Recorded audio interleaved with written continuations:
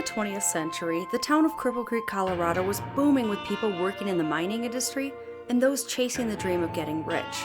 Teller County itself swelled to over 50,000 residents, bringing crime and arrest numbers up with the population. With this huge influx of people, there became a need for a jail. Opened in 1901 at a cost of $25,000, the red brick Teller County Jail was constructed as a state-of-the-art jail, complete with plumbing and electricity. Through the 1920s, it housed up to 100 inmates in 14 different cells, with separate areas for the men and the women and children. The men's cells were only 6.5 feet by 9 feet, while the women's cells were larger. The male inmates were up to 6 in a cell, with a chamber pot in each at night. When the county population decreased in the 1920s, so did the number of inmates in the jail. By the 1950s, the county population had dropped to around 2,500, and by the time the jail closed in 1992, there was only 1 inmate per cell. The setup of the jail kept the women and children housed separately, upstairs, completely away from the men. During the early 1900s, if a woman went to jail with no one to watch her kids, the children went to jail with her. But this isn't to say that children didn't go to jail for their own crimes. One example is of 2 young girls aged 13 and 11 who said they'd rather be in jail than go home to their mothers for a whooping. Children as young as 9 could be put in jail and usually had a trial within a couple days. If they were convicted, they were sent to a reformatory.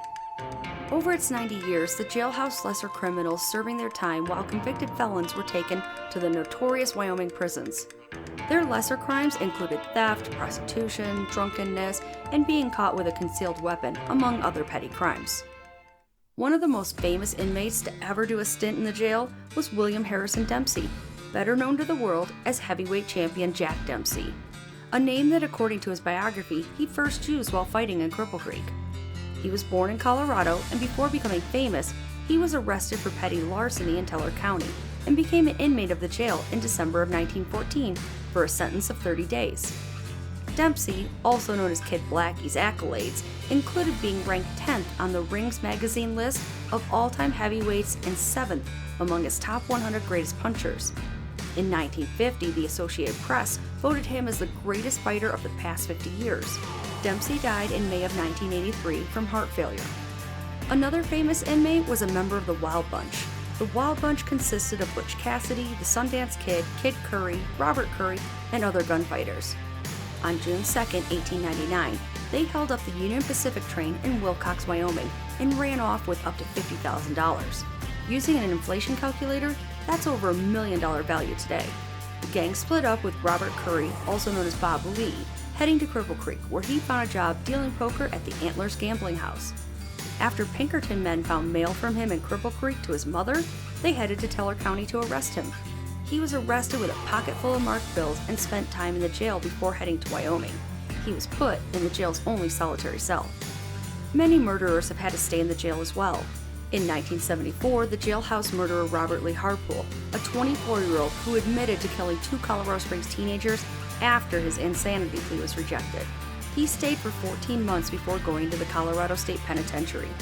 The jail also highlights the careers of the lawmen who apprehended these criminals, including one badge-carrying gunman turned murderer.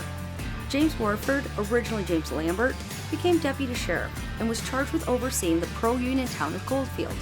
When he saw 2 men sitting on a fence near a polling place, he pulled out his pistol and shot both men. He was quickly arrested, and the autopsy showed they had been shot in the back, which killed his self-defense plea. He was found guilty and spent time in the jail. He was later let out and then later murdered. His murderer was never found. The jail closed in 1992 after 90 years of service and sat vacant until 2007, when the city of Cripple Creek bought the property. It's now known as the Outlaws and Lawmen Jail Museum, where you can dress up in a striped prisoner costume and take pictures.